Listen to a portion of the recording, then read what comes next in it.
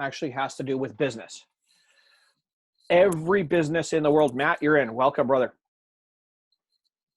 Every business in the world, now to give you context, if you guys had got the link in your digital ticket, obviously you will have been coming to this event, and at the same time, you should have had a digital copy of this.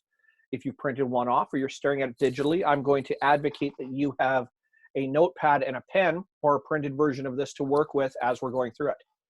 Now, this is the 4-block business matrix. I've worked with just over 300 businesses now, and I've had this tested against what will now be just about 800 businesses, whether enterprise class, governance, or solopreneurs. Every one of those businesses would fit on this page.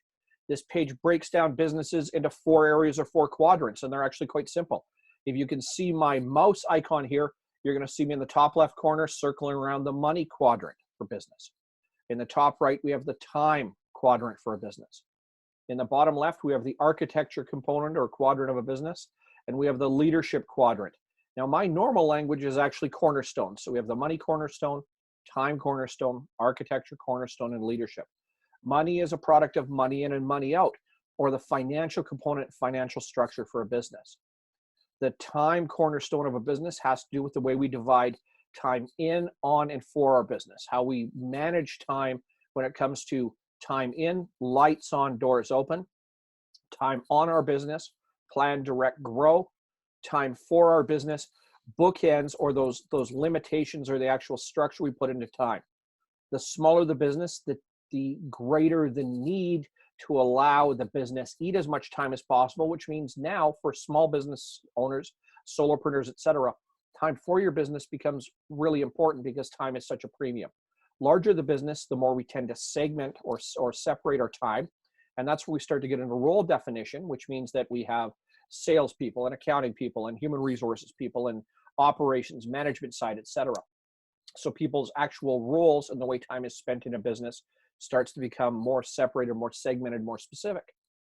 The architecture or the things and stuff that make business run includes human capital, human resources, business development, marketing, operations planning, and then the actual technical development or the team and management development for people inside the business. And last but certainly not least is the leadership or the measurement component for the business, where we look at assessing talents or the things that people are good at when they wake up in the morning. The leadership development, in other words, developing those people and developing the talents of senior leaders and business owners so that they get better at the job of taking businesses through challenging times, much like we're facing now. The strategic plan, not the document that necessarily outlines every aspect or part of a business, but being able to look at businesses from a dashboard perspective. In other words, where are we compared to where we're going and what we're building? And then, of course, brand development and brand channel extensions. So these 4 components, quadrants, or cornerstones, the money, the time, the architecture, and the leadership, build 4 cornerstones for the whole building of the business itself, if you allow me to say. And then in each one of these quadrants, there are the different components. So in the money, we have short-term budgeting, long-term financial planning, cash flow projections, profit and loss or the P&L tool, the accounting and bookkeeping cycle, understanding KPIs, key performance indicators, the financial dashboard of the business. Now, for the money component, quadrant, or cornerstone of a business to make sense and to work very well, you must have these 5 pieces to function and function very well. Regardless of size or scale of business, first of all, you have to have some sense of short-term budgeting. What is happening through the next 30, 60, 90 days for your business? Long-term financial plan. What has happened previously if you have history for the business financially? And what is going to happen over the next 12 months? What are my expectations? What are going to be the ebbs and flows? What are going to be my busier periods, my quieter periods? And what expectations and planning can I do around the finances of the business when it comes to the next 12 months for my business? The cash flow or the cash flow projections. What is going on with the actual money? And are we managing, mitigating, and measuring what's happening with the physical cash in our business? One of the best examples of how important cash flow is to businesses and why it is so very important.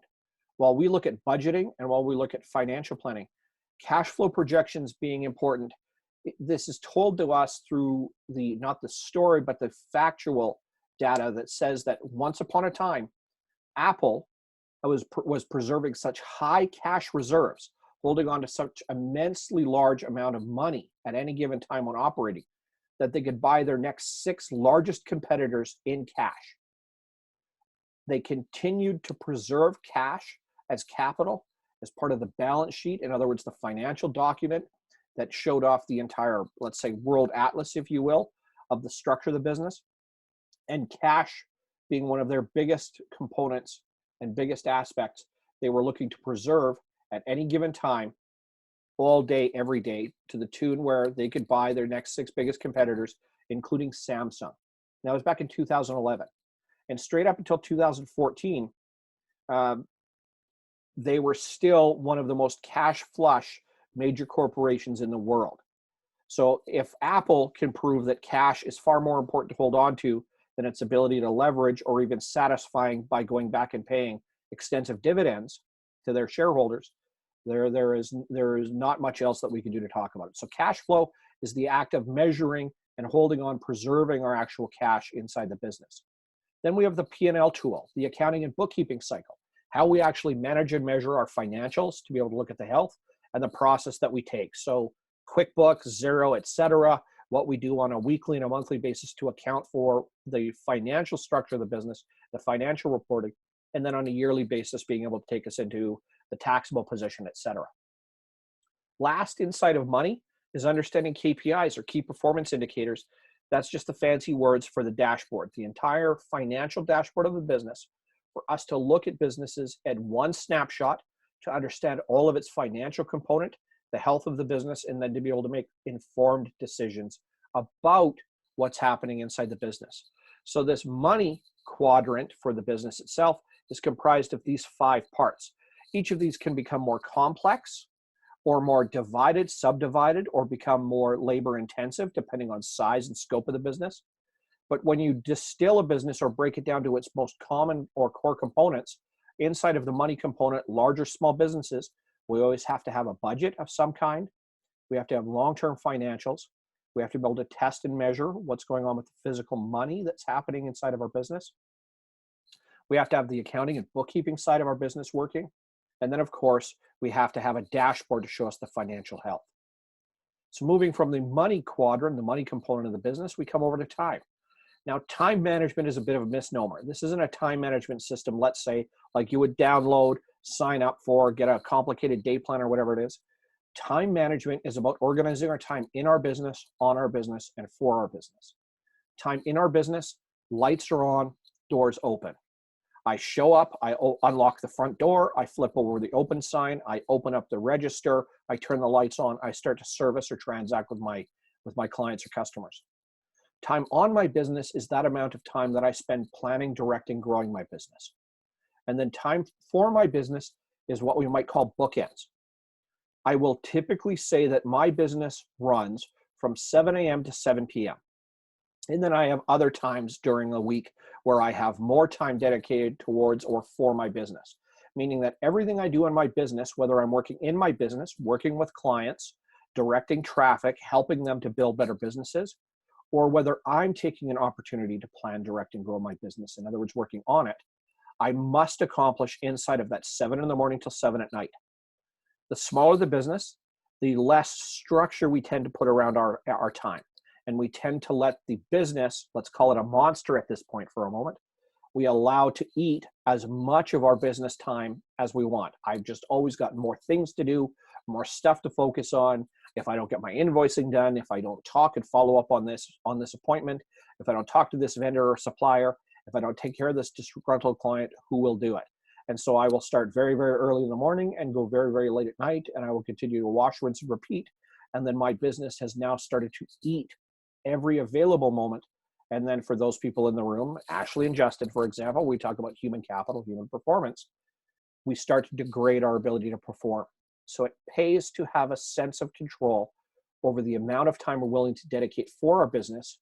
And from there, we're really only dividing it in 2 ways. It's either doing stuff inside of our business, clients, customers, service, work, operations, etc., or on our business. Plan, direct, grow, test, measure. So the money and time components are at the top half of the page. What is the profit center of the business? The money being the fiscal, financial, and cash flow perspective. Time being the largest depreciating asset we have in business. We have 86,400 seconds on any given day. We can either beg, borrow, steal, leverage, or else take them from any other place and put them in. So our profit center of our business is the money and time, the top half of the sheet, and we either have it or we don't. And how do we preserve it, leverage it, or make it to work the absolute best that we can? The bottom half of the page is the people and process side of the page, the architecture, the things and stuff, or the actual components and structure of our business.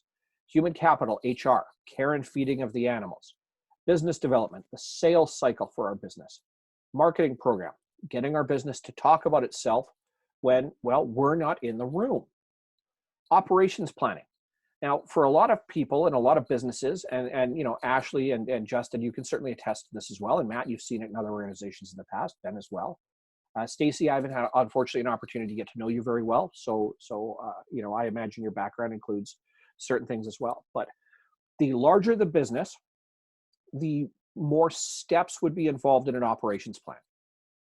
Typically, I work with small to medium enterprise business owners, and one of the first ways I'll explain operations planning to them is say, flip to a blank sheet of paper and write phone call, email in the top corner, and write getting paid in the bottom corner, and start to write out every step that will happen between the time somebody calls you, emails you, or reaches out and says, I want what you've got, to when you're getting paid from that client or customer. Operations planning is understanding all the mechanical steps that would happen inside of a business in the order that they happen in, so that I can look at the business from start to finish and then begin to educate other people as I add employees, as my business starts to grow, increases in complexity. And then from an operations planning standpoint, I can look at three parts of a business: people, process, and tools. People, in other words, the individuals that will start to do these different steps inside my operations plan. Or inside my operations plan, I can start to define what individual parts of the operations create common goals, which become jobs. And then we have the process, the way things are done inside of my business. And lastly, tools, the things that we use to do these different things. Then, of course, inside of the architecture component or quadrant, we have the team or management development. And that is building the technical skills of those people that do individual jobs inside of our operations plan. So human capital, HR, is to take care of those people, whether it's one person, solopreneur. In other words, if you are a solo worker, it pays to care for the only employee or the golden goose that you have. Or as businesses grow in complexity and the human capital, in other words, the need for more people to do jobs, it pays for us to be able to care for our employees and figure out what to do when we need to find them, hire them, onboard them, have them work operationally within our business, and then ultimately when we say goodbye. Our business needs a way to do this, and inside of the architecture quadrant component or cornerstone for the business, having an HR program and understanding what the obligations are when it comes to the people that we have in our business is desperately important. Business development is the sales cycle. Sales is the art of me talking to you, or about my business talking to you directly about what we do and looking to transact. A typical analogy or comparison for sales is anything that I do now that is going to have an effect to increase my operating revenue in the next 30 days is sales or business development. Anything for the next step down that I do that's going to be 30 days plus that will allow my business to ultimately attract more attention, educate people on what it is that we do, products, services, offerings that we have, and then look to start to attract people over a given period of time is where marketing or our advertising program comes in. So sales is when we talk outwardly, directly. Marketing is how we attract attention to our business the rest of the time when we're not open or functioning inside of sales. Then, of course, operations plan, as I've explained before. So for the architecture quadrant or component, these 5 parts cover the fundamental pieces or building blocks that needs to go into the actual architecture or structure of the business itself. Last but not least, we come into the leadership component, where we want to understand talent, the things that people that are good at when they wake up first thing in the morning. It is one thing under operations planning or team and management development, if I can go back to architecture for a moment, to know that Mitch has a technical background in financial structure. Mitch has a technical background in human capital. Mitch has a technical background in training and sales. Mitch has a technical background in marketing. Mitch has technical training and development and working with people from a management capacity. Talent is understanding those things about ourselves or other people that we bring in towards our business. Mitch is really good at anticipating needs. Mitch is really good at solving problems. Mitch is really good at convincing people to do things that he wants. Mitch has a really high self-start. In other words, his ability to figure out what he needs to do and get going by himself is there. Mitch has a highly developed sense of resilience. In other words, Mitch can get kicked or beaten up and bounce back up and continue to operate without having to take a great deal of time. So understanding what people are good at when they wake up in the morning, as well as this team and management development, what we can build as a technical skill for them, allows us to put people to their best use, their higher order of use. If you're in a technical capacity, and I'm going to use the example of, let's say, an engineering company or a software company. Well, engineers, technicians, or architects, for example, have developed a great deal of technical information about the products, services, offerings, or systems that they use or what they may be building. Yet an engineer, an architect, etc., might have a predilection and have a really high social driver, might be really good with people, might really enjoy interaction working with people, which means technical skill says that he can answer many of the questions, processes, or actually do the work that would be involved with an engineering software company, etc. But by his normal natural proclivity in the morning, it means that he might be very good at sales. So if I know that somebody is good in a certain area and I can marry that with technical skill or help them develop a technical skill to put to best use what it is they're good at when they wake up in the morning, then I'm starting to maximize talent, and I'm also finding ways to do that for myself. Leadership development is getting people better at the art of getting people to follow them when things are challenging.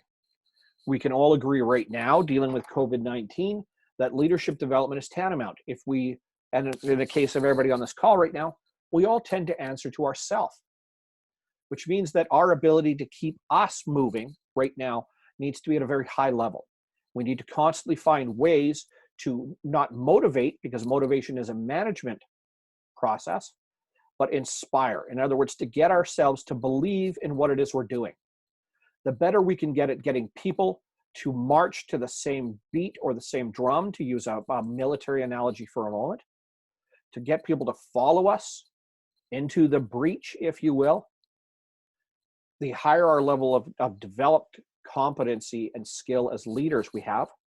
But there are also things that we want to look at when it comes to first talent, and then understand the technical parts that go into leadership. So even if it is just serving ourselves, we can become better at moving our business forward and continuing to face challenges. When we have other people that report to us, or other people inside of organizations as they grow, leadership development becomes an actual tangible, and it becomes something that we need to technically assess and look at how we develop those skills as well as those talents inside of people. Strategic plan is the overall test measure for the business. It looks at where the business sits now, in some cases based on history, where it was coming from, and what our expectations are over the next 6 months, year, 2 years, and so on. Many businesses develop strategic plans that go many, many years and even decades into the future. From a personal perspective, I think that's a little excessive, as with the changing shape of our current marketplace, typically if you're looking at least 2 to 3 years ahead with a mind of capitalizing on advantages that are coming in your own industry and marketplace, then strategic plans should really, from a realistic test measure, or from a, I sit here now and where should I be in 2 years, allow me to give a measurement so that I can always be looking at what my business is doing compared to what my expectations were. And in turn, to be able to tell whether I'm directing my business in the way that's going to lead to its success and outcome, or whether I have to make adjustments or changes. Strategic plans can be incredibly complicated, or they can be quite simple. And in fact, my usual advocacy, because I tend to work with small to medium enterprise, is for really simple strategic plans. 1-page or 2-page documents that outlines revenue, cash expectations, expense benchmarks, facilities, staffing needs that we would have, any equipment or outside purchases that we would need to make as businesses develop and grow, so that we can look to address them proactively. In other words, as businesses build up towards something, we're looking to transact on those, as opposed to reactively when we find that we have a deficiency or an error. Strategic plans will hopefully, if they are done diligently enough and with enough foresight, allow us to make decisions in front of potential challenges or problems as opposed to the back end. Now, last but certainly not least, inside of our leadership component are brand development and brand channel extensions. Funny words for how the marketplace recognizes what we do and when they come back to us the very first time. Why this is a leadership component or quadrant as opposed to architecture boils down to impression as it is portrayed in the marketplace. If I may for a moment. In architecture, we have business development and marketing. And once upon a time, to explain the difference between sales and marketing and brand, I found this really colorful and a little bit of off-color cartoon, and I'm going to share it just by voice, not visually, for a moment.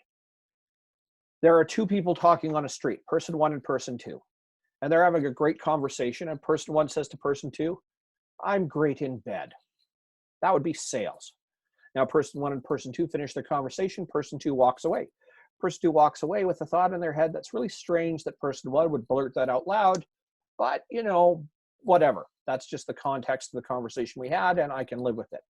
Person two walks away down the street and runs into their friend, person three. So now person two and person three are talking. And as they get more into their conversation, person two cannot let this conversation with person one go. And out of the blue, person two says to person three, they blurt out loud, "I hear person one is good in bed." That is marketing. That's what everybody talks about or they understand as value. Now, person three did not have that initial conversation. They think it's strange that person two would say this out loud. So they wander off down the street, and who should they run into but person one, the entire perpetrator of this whole chain of custody. They get to talking, and person three mentions out loud that they ran into person two. And then out of the blue, they say, "Person one, I understand that you are great in bed." Sales and marketing are technical developments, and they are processes that we need to run on a regular basis for our business to develop. Brand, which is that third one, where somebody comes back and tells us, right or wrong, that they understand that we have value or are good at something, is what brand development is. Knowing what it is we're good at and getting the marketplace to respond in kind and ultimately come back to us means that we have done a good enough job from a leadership perspective developing the brand of our business. In other words, the recognized value that maybe we have had no direct influence over. And that is so understanding brand development. Now, brand channel extensions means that once we understand something that has an immense amount of value and that a marketplace will start to respond or come back to us to ask us for that service, product, or commodity, allows us to leverage that. Brand channel extension, the best example, and I'll use my favorite company, Apple, for a moment to explain. In 2007, Apple rolled out the iPhone. And before that, the advent of the smartphone was really in its infancy. In fact, smartphones, as we understand them now, with touch displays, interactive, lots of apps, games, social media content, video applications, our ability to transact our entire business world through a 5-inch screen that we carry around in our pocket did not exist before then. In fact, touch technology was still fairly new, even though touch technology's development goes back to the 70s and even the late 60s. Touch technology was still not a very big part of our world. So Apple, which was building, at the time, and I mean, the reputation for Apple computers is still very high. I'm talking to you right now through a MacBook. Apple went about building the very first smartphone, the iPhone. And when they launched it and unveiled it to the marketplace, they said, what would it be like if you had a computer in your pocket that allowed you to send messages and emails, to surf the internet, and to answer the phone? And the rest of the marketplace went, well, we have no idea what you're talking about, but because you do one thing really well, computers, you have to be doing this really well as well. So we're going to follow along. That is brand channel extension. Our ability to take what people understand our value is to the marketplace, to be able to leverage that and turn it over into a new potential offering. So all told, we have 4 quadrants, components, or cornerstones in our business: money, time, architecture, and leadership. And amongst these 4 areas, components, or quadrants of our business, We have a total of 19 parts. Once again, each of these parts can divide into more areas. It can provide for more diagnostic, but the end result for most businesses is that amongst 19 parts and 4 areas in our business, we can fairly simply or expediently identify what may be working, what may be working very, very well, or what might be challenged. And then that starts to give us the opportunity to identify where we should focus when it comes to our business. Now, these 4 components, when we look at this test measure, so that money, that time, that architecture, and this leadership, with each of their individual components in there, are really going to get measured by three different metrics. I discussed them a little earlier on. The money and time is the top half of the page, and that's the profit side. So is the business profitable or not? Is it maximizing its returns? And is it doing what's in the best financial perspective for the business itself? The bottom half, the measurements, are people and process. In other words, do the people that we have, are they capable of doing a very good job? Can we get more out of them, or do they not fit? And ultimately, the processes, the way we do things in the business. Are they efficient enough? Are they adaptive enough? Or do we need to make changes?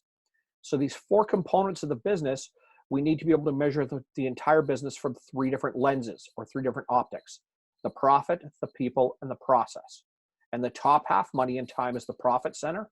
And the architecture and leadership, the bottom half of the page, is the people and process. So we have 4 components for businesses and business owners to look at with 19 parts. We have 3 measurement tools that we put to use: profit, people, and process. And then we have 2 components that senior leadership, management, and stakeholders in businesses need. That'd be to the left and the right of the page: the mentorship and proximity. Proximity is surrounding yourself continuously with other people that are on a similar mission to you. That could be inside or outside of your business. Those people that you can leverage, grow with. And then mentorship is finding those people that can help to teach you things that you do not know or cannot get yourself. For business owners, and once again, my primary marketplace is small to medium enterprise. For them to sit down for the very first time, chances are they have not thought about the business except from a more holistic approach. In other words, I get what the money component, and I know there are financial constraints, and I know I got to measure my cash flow, and I balance my checkbook if anybody even has one of those. And yeah, I know that time's always an issue, and I got to get a little better at selling, and I don't have time or resources for marketing, and hiring's always a pain in the rear, and leadership, strategic plan, I guess, would be a good idea. And everybody says I'm really good at this, so I guess that'd be brand development or brand channel extensions. But for most people, they're looking at a business from a holistic standpoint. How do I feel? What do I physically touch right now? And not from a technical. The moment we can take business and quite simply outline it to them, and in fact, draw it on a blank piece of paper. Let's get you to divide up this page into 4 parts: money, time, architecture, and leadership. And ask you, so how do you feel? And more importantly, what's the actual structure of your business? So that's where, as business owners, are talking to everybody that's on this call for a moment, we have this little legend at the top. 1's perfect, 2's good, 3's average, 4 needs work, and 5's critical. If I go into the money component and I look at each one of these parts and I say, short-term budgeting, do I have a budget? Do I think it works? Do I stick to it? Is it really helpful? Can I give myself a score? If I can, we use our little legend at the top. 1's perfect and 5's critical, or 1's great and 5's terrible. What score would I want to give my business? I'm going to give it a 2, for example. Long-term financial planning. Am I looking at the financial structure of the business? And can I understand what's going to happen over the next 12 months and make some measured estimates on where my business is going to go, what it will cost to operate, and then what my revenue should be like, or what I'm going to be pursuing or chasing in goal setting? If I can, then do I have all the tools and the bits and pieces in place? And I want to give myself another score, 1 to 5. Cash flow projections. What is going on with the physical money? Do I have a really simple tool to test and measure? Am I looking at my cash flow on a regular basis? Am I monitoring and measuring it on a weekly? And what am I using from a tool base? How simply can I find this information? What is my score going to be? Profit and loss. Do I have the accounting bookkeeping cycle of my business in line?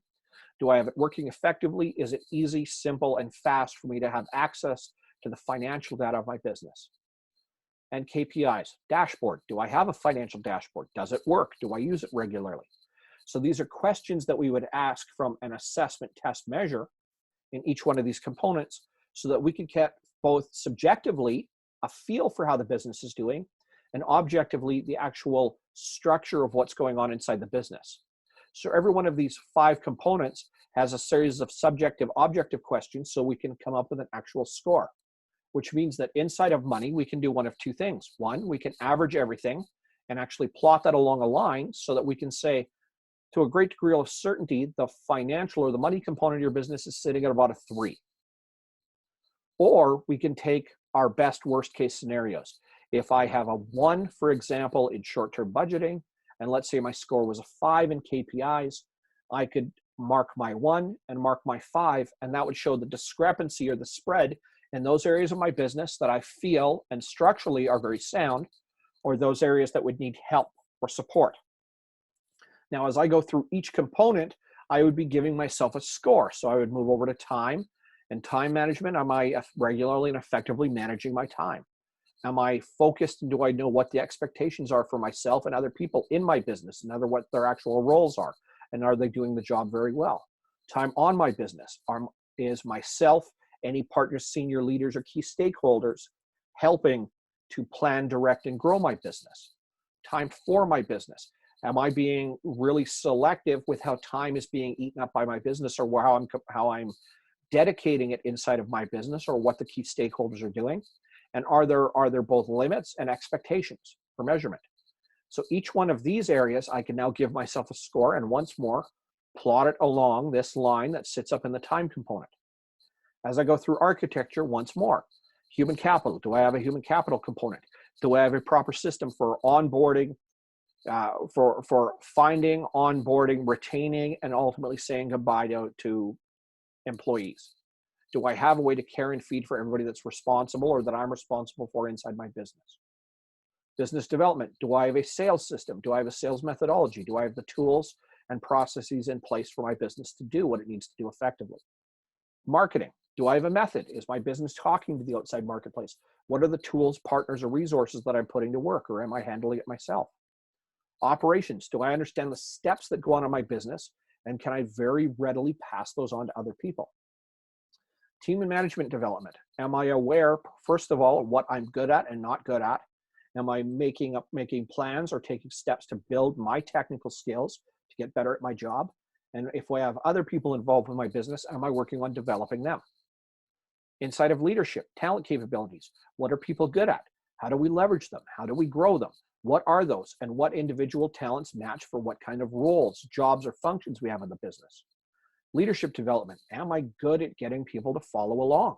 How do I develop more of the ability to get people to trust and believe and follow me even in difficult times?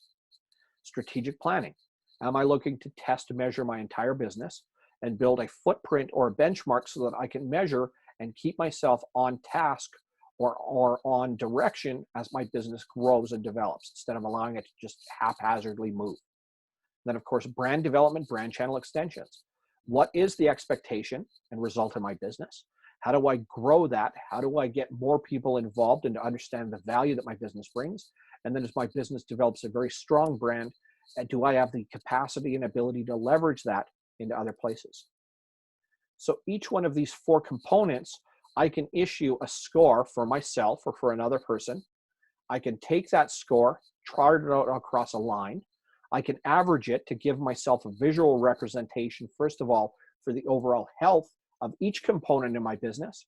And then I can look at the individual areas that are most challenged, least challenged. So when I look in the money component, out of all 5 of these, the most common issue that occurs inside of businesses is cash flow. Financial structures are critical. Proper accounting and bookkeeping is important, particularly for financial and fiscal responsibility. And a dashboard for the overall health of the business is vital. But out of all 5 of these parts, your cash flow and being able to understand what's going on with your cash is number 1. This is a sacrosanct, a non-negotiable in business. Inside of time on our business. Having time to direct, plan, grow our business is critical. It is vital for the development of our business long-term. And if yourself as the leader of your own business and the manager, or other key stakeholders, if you have them involved in your business, having dedicated time and knowing what our expectations are for that is vital. And so having a sense of time on our business and what we're doing with it is once again a non-negotiable for functioning business. Inside of architecture and leadership, it is the business development and the marketing components. How we can prove this is typically in smaller businesses, you'll see this symptom. As business develops and grows and a company gets busier and busier and busier, less and less attention is being spent on sales until you're so busy right now, you don't even have time to return phone calls, answer emails, or respond correctly to inquiries coming from the outside marketplace. Soon that business, as all business is cyclical, starts to drop, slow down, and die off. As that happens, we start to develop a sense of scramble. This is dropping, it's going away. I think I can keep it moving a little bit longer, but I need to do something. Sales and marketing are cornerstone functions in a business. If we have well-developed sales and marketing programs, we can continue to develop, maintain, and sustain business indefinitely. They are non-negotiables. If a business does not have an appropriate sales cycle or marketing cycle, in other words, the way to attract, first of all, retain its current clients and customers, but also attract new clients and customers, inevitably it will die. And inside the leadership component, the non-negotiable is a strategic plan, a benchmark and test measure for the whole business. So out of these 4 components, we have 5 things that must always be in place. And for businesses that sustain themselves and continue to flourish long-term, these 5 tend to be strengths or at least well-developed. And that is our cash flow, our time on our business development, our marketing, and our strategic plan. This does not mean the other areas are not critically important or that based on symptoms and time, they do not need to be fixed first.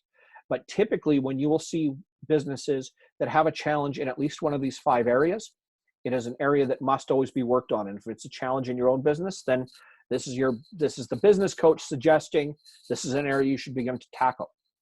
When I sit down and test measure with business owners, the conversation we're having today, and if you happen to be doing it for your own business, any one of these 5 components out of the 19, if you've scored a 3 or higher, then that means that must be addressed sooner rather than later.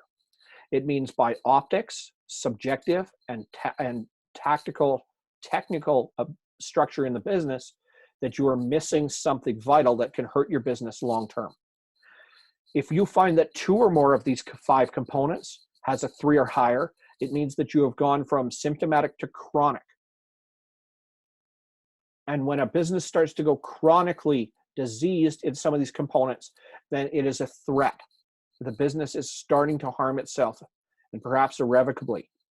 If all 5 of these components are scoring a 3 or higher, it means that the business has severe structural issues and needs to be reworked in a hurry.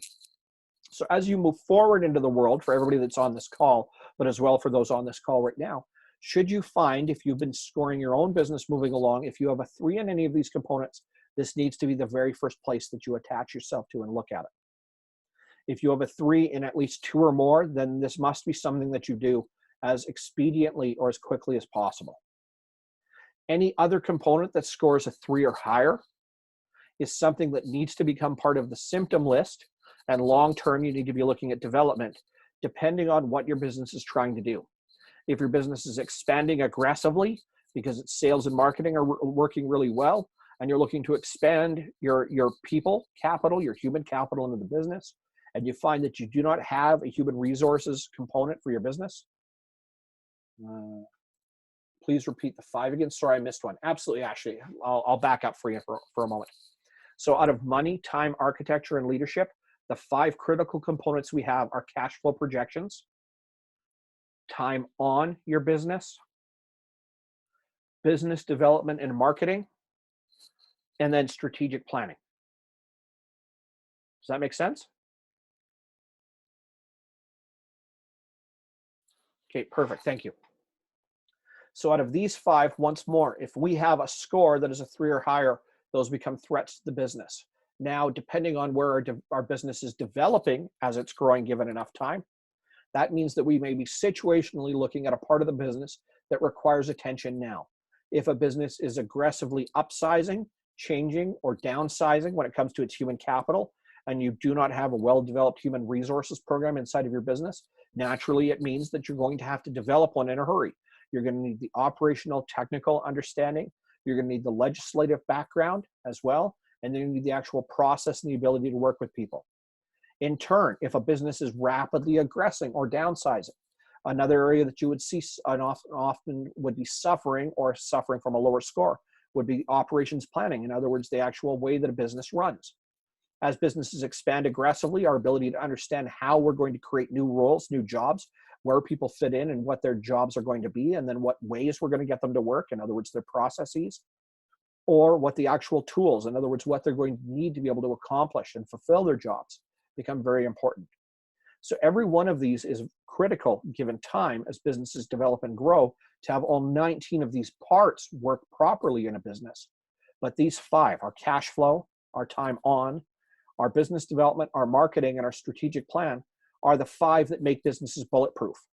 If I have a test measure for my business from a strategic plan, if I'm always getting my business to talk for itself in the form of marketing, if I have a sales process that allows me to continue to develop new relationships, new connections, and to foster the ones that I have, if I'm willing to plan, direct, and grow, in other words, spend time to focus on where my business is at in the form of time on my business and direct that traffic, and then measure for my cash flow first, I'm going to be doing the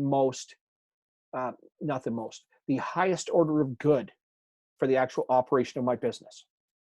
From there, overall, if I look at measuring from the profit base of my business, is it doing well? Yes, no, or do I need to make decisions? Are the people that are being responsible or being attached to my business or I'm investing responsibility for, are they capable of doing a good job? If not, how do I help them? And are the ways that I do them, the process, working well? If not, how do I adapt them and grow them? And lastly, as business owners, that I'm willing to invest in mentorship. In other words, learn from people that can teach me to do things I don't know how to do.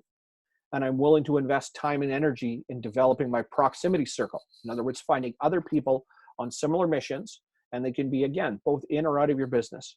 Then as business owners, large or little, we can assess, test, measure where our business is at. We can look at it visually, and we can create our own draft plan, where our business sits now, what components we need to work on next. We can give ourselves a measurement, and of course, we can tell us what course of action we're going to take. This, in turn, allows us to become more successful business owners. Why is that important? Why is it important to be able to take things and simplify them? Business is a technical skill. Highly successful business owners do not wake up one day and measure a great deal of success. They learn through an awful lot of heartache, sacrifice, and even failure. And in fact, many business owners fail multiple times before they really achieve success. If we can take a business and break it down into a certain series of more readily understandable steps, we can more easily understand from a component basis what works, what doesn't, and then decide on what is critical or most important to focus on or work on next. Then we are developing technically as business owners and starting to give ourselves a fighting chance at achieving more success. Why is it so important to simplify what we're doing to the best of our ability so that we can more readily identify and then start to work from it? 87% of businesses fail in the first 3 years. That is usually due to, and forgive the term here, more balls than brains. In other words, I start doing something that I am good at, but have not necessarily developed the technical skill of running a business, and I usually run out of gas, run out of steam. In other words, I run out of resources or run out of challenges or problems that I couldn't anticipate well enough ahead of time. By year 5 to 7 in a business's development curve, the average failure rate drops to about 64%. In other words, we're starting to get somewhere.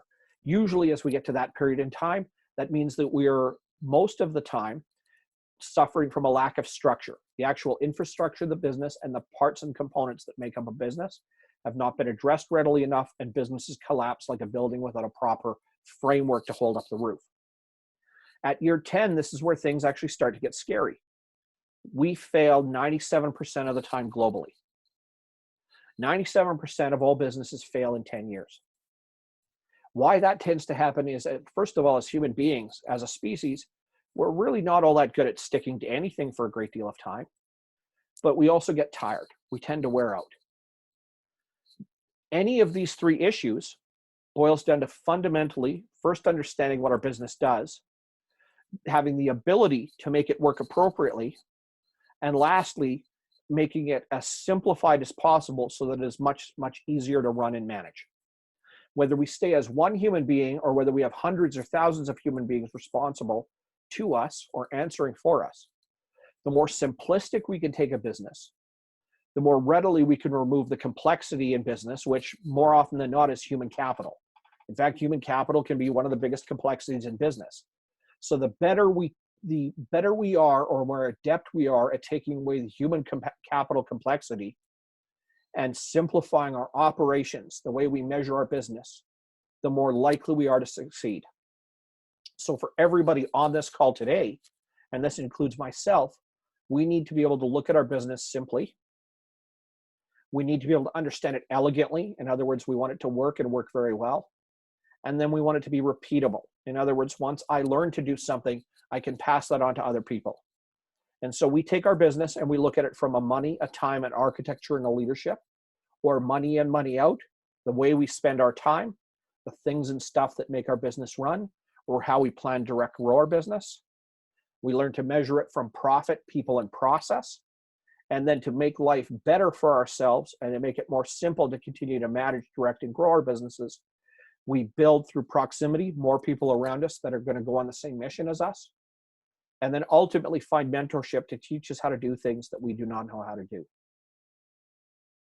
This is what I do on a day-to-day basis with business owners, and this is how I work with people. At this time, do we have questions or comments?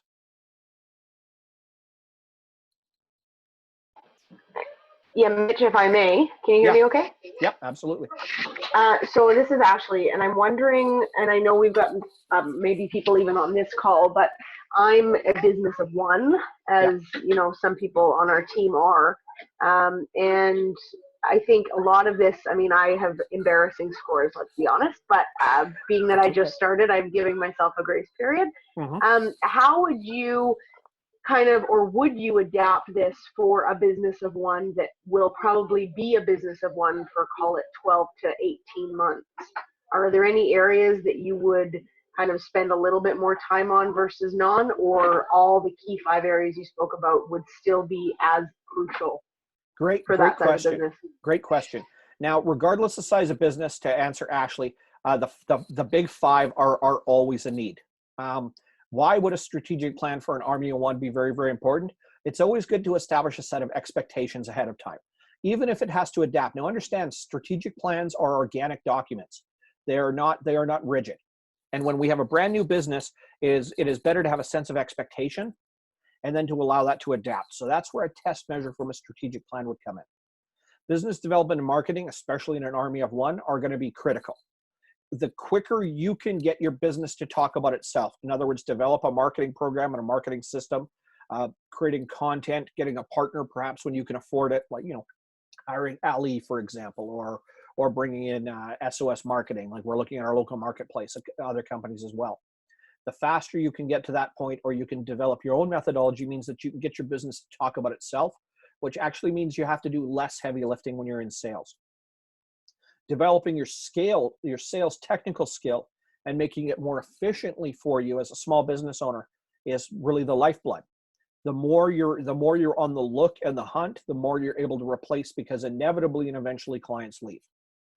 And if we're looking at those components, so sales, marketing, strategic plan, that is essentially the amount of time we're going to be working on our business. So that time on component becomes critical, because if we are always our chief cook and bottle washer, in other words, we are always our frontline employee to do all the service, our time is actually going to be very, very limited. So even having a sense of, on a weekly or bi-weekly basis, where I'm going to stop, look at where I'm at, figure out what steps I need to take next, and then go back to the mechanics of running my business every day becomes more critical. And lastly, as a solopreneur, measuring cash flow is always going to come number one. How much money do I have? How much do I expect to come in this week? What are going to be my expenses, which includes paying myself? And how much am I going to have left over compared to how far that money is going to go? So these 5 are going to be critical still, even when you're an army of one, even if you're just a solopreneur, and even if it's for 12 to 18 months or 12 to 18 years. Now, other components of the business start to become less important. Our profit and loss and bookkeeping cycle is a requirement for us to first maintain the financial health, the fiduciary responsibilities in our business, And of course, it's important when we come to taxation. Having a short-term budget or long-term financial plan may or may not necessarily be in the cards, because if you are measuring and test measuring your cash flow on a regular basis, here's a funny thing about your financials.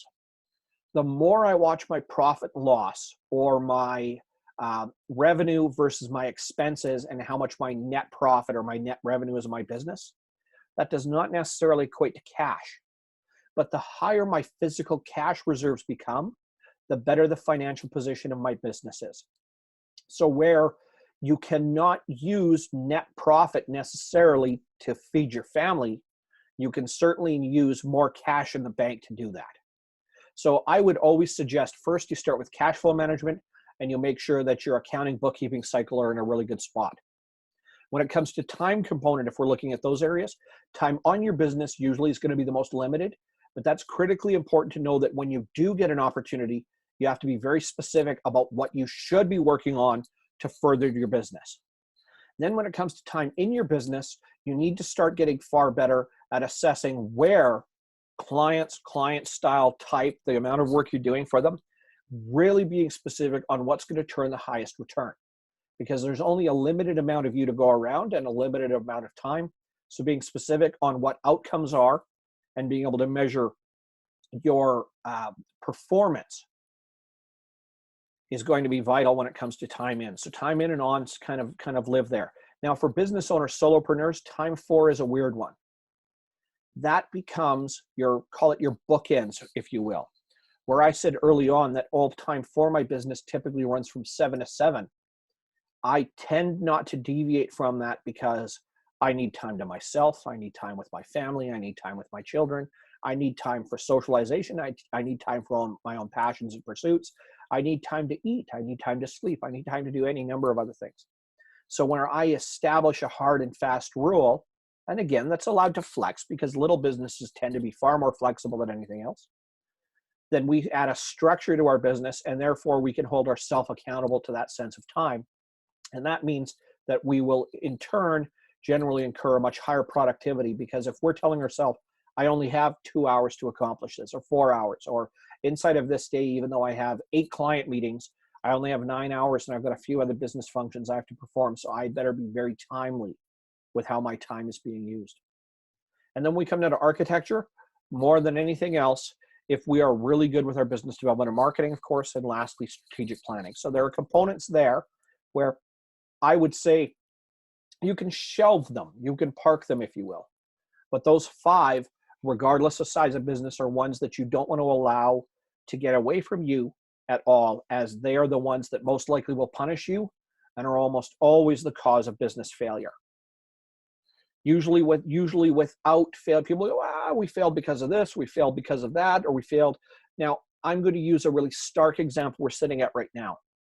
It's estimated that 25 or 30% of businesses in our marketplace right now are going to fail and collapse because of what's happened with COVID-19. One of the biggest reasons they're going to fail, everybody's going to go, hey, everything's shut down and nobody can do business, and they collapsed. One of the first reasons they're going to collapse is simply because people ran out of money. When people run out of money, you cannot maintain a business. You cannot continue to pay the bills or pay its insurance or the roof over its head or whatever else. So that as a direct failure, call it, now, we could not have planned strategically for COVID-19. Of course not. Only the most Machiavellian of business strategists would be able to accurately predict something like this coming. But we can always be in a spot where, from a cash flow basis, we've got a great deal more lead time because of the way we're preserving our capital. And then from strategic planning, where we're understanding where certain lulls, dips in our business are, it allows us to adapt and move where those are to tell us how much extra time we've got compared to how much we have to do. And then using an example like the situation we currently sit in, that also tells us that while nobody's buying at the moment, does that mean we should stop continuing to communicate with people that could potentially do business with us? And should we stop or desist from doing any marketing? No, this is usually a time of advocacy where we would want to really accelerate how much we're getting our business to talk in the marketplace. Why? Because everybody's stuck. Nobody has anywhere else to go. So our ability to capture them in a spot where they might actually pay attention starts to increase as well. Other thoughts and comments?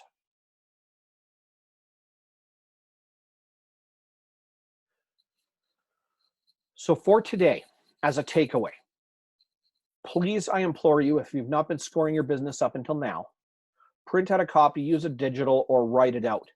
When you're done and you've had a good look at your own business, I hope that you will have found some of the direction, course of action that you would want to use for your own business moving forward to direct, plan, grow what it is you're going to do.